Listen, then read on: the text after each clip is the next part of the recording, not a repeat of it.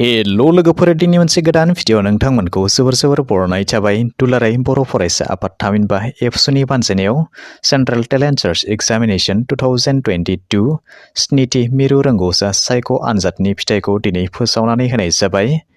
बेनिनो 9 थाखोनिफ्राय टप 3 थामहिनबा बांसिन नम्बर मोननानै उथ्रिसार जानो हानाय फरायसा बिथांमोनखौ लानाय जादों आरो फारसेथिंजाय 10 थाखोनिफ्रायबो टप 3 फरायसा बिथांमोनखौ सायख'नानै लानाय जादों। बिदिब्ला दानिया फैदो क्लास 10 नि टप 3 उथ्रिसार जानाय फरायसा बिथांमोननि मुं फारिलाइखौ नायदिनि। गिबियावनो दङ धनदेब बर' आरो बिथाङा कामरुप जिल्लानि रङिया बड' मिडियाम हाई स्कुल थिंजायनिफ्राय बिथाङा गासै 174 मार्क्स लानानै 87% आव बिथाङा उथ्रिसार जानो हादों। आरो नैथियावनो दङ पेनस्टार ब्रह्म बिथाङा उदालगुरि जिल्लानि रौता UN एकाडेमि थिंजायनिफ्राय बिथाङा उथ्रिसार जानो हादों आरो बिथाङा गासै नम्बर मोननो हादों 168 आरो बिथाङा पार्सेन्ट महरै मोननो हादों 84%। बिनिफ्राय थामथि नम्बरावनो दङ रैरुब बर' बिथाङा बाक्सा जिल्लानि आरो बिथाङा दुवारकुसि फुंबिलि सोरांसालि स्कुलनिफ्राय बिथाङा उथ्रिसार जानो हादों आरो बिथाङा गासै नम्बर मोननो हादों 164 आरो बिथाङा पार्सेन्टेज महरै मोननो हादों 82%। बेनि उनाव दानिया जों नायदिनि क्लास 9 टप 3 उथ्रिसार जानाय फरायसा बिथांमोना सोर सोर आरो बबे जिल्लानि थामहिनबा बबे फरायसालिनिफ्राय बिथांमोना उथ्रिसार जानो हादों।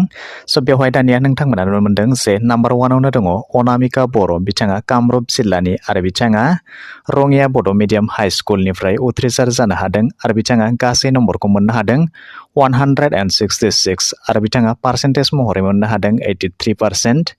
बिनिफ्राय नैथि नम्बरावनो दङ हरिस्मिता बर' बिथाङा कामरुप जिल्लानि आरो बिथाङाबो रङिया बड' मिडियाम हाई स्कुलनिफ्राय बिथाङा गासै 163 टटेल मार्क्स मोननो हादों आरो पार्सेन्टेज महरै बिथाङा 81.5% मोननो हादों।